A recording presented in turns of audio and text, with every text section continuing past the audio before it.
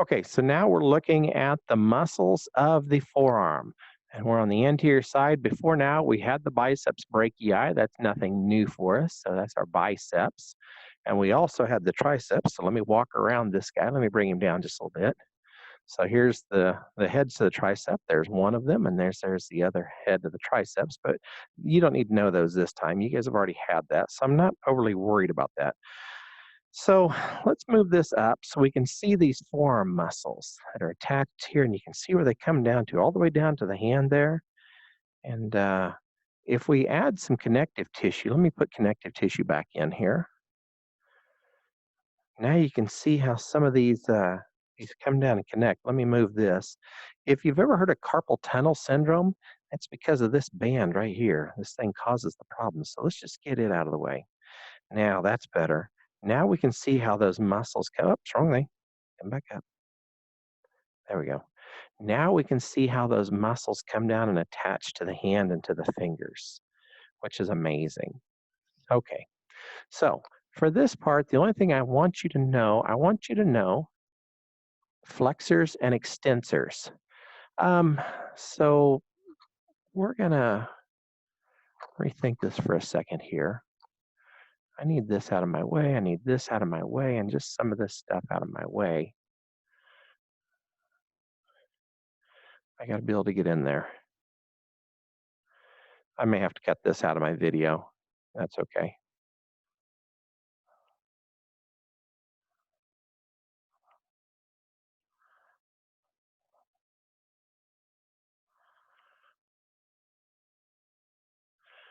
I don't know. I'm cutting this out. I could always just walk in.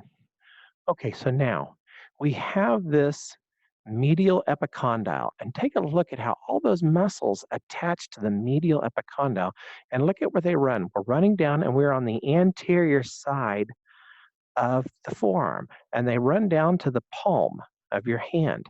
But again, look at the way they're all connected to that medial epicondyle. If you think about your wrist moving in this case, if this muscle, say this muscle right here flexes, or all these flex, that shortens your wrist, your whole hand would come up, and that would be flexing your wrist, wouldn't it? So all of the flexors, the flexor muscles that you need to know, you should know, all connect to this medial epicondyle right there. Okay, so let's take a look at some of these muscles. Let's get some out of the way. Again, we've had the biceps brachii before. That's nothing new, so we'll go ahead and get rid of it. And we don't need to know the brachialis. That can go away. And this is the brachioradialis. We're not going to use that one this time, so it's going to go away as well. Okay, so now this leaves us with all these big muscles here that we do need to know. And again, I said before, if these muscles contract, we're going to flex that wrist. So it's making all these flexors. Okay, so let's start here in the middle. Let's take a look at that. This is the flexor carpi radialis. Okay, flexor because we're connecting to the medial epicondyle.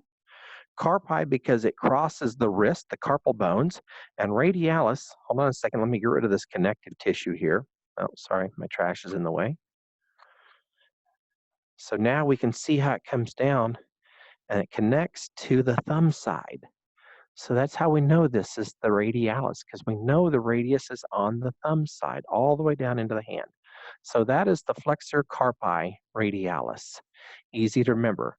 Flexor because of what it does, carpi because where it crosses, and radialis because we're on the radius side. So we'll put that over in my pile. Next one, right here. So this is the palmaris longus. Whoops, sorry, I'm moving around. I don't want to move around. The palmaris longus, again, is a flexor because it's on the medial epicondyle, comes down, and the reason that we call it the palmaris is because it's going to connect right here. I took the connective tissue. If I put that connective tissue piece back in, take a look. It connects right into this big piece of connective tissue that runs down into your fingers. Sorry, you don't need to know aponeurosis, but I still wanted to show how this muscle connects to the palm. So that's the palmaris longus. Okay, so let's move the palmaris longus out of the way, put that over in my pile. Next one underneath the palmaris longus. Actually, I'm going to go out here. I'm going to go to the side. We're not going to go deep yet. This is the flexor carpi ulnaris. So like the flexor carpi radialis, it's a flexor because we're on the medial side of the medial epicondyle.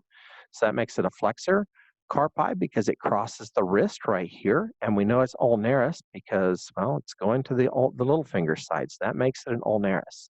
So now we're moving that one out of the way. We've got just a few others, and these may or may not be on the list. I can't remember my list that well.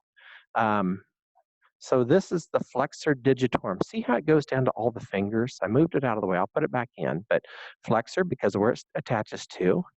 Digitorum because it goes all the way down to your fingers, your digits. That's why we know it's a digitorum.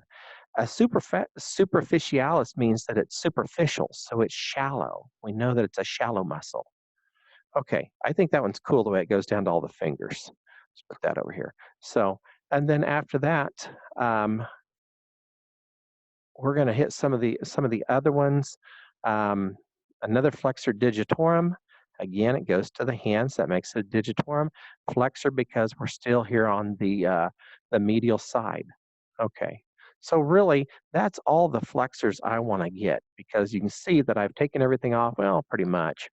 There are some. I think I just lost a Max. I just lost somebody. There we go. There we go.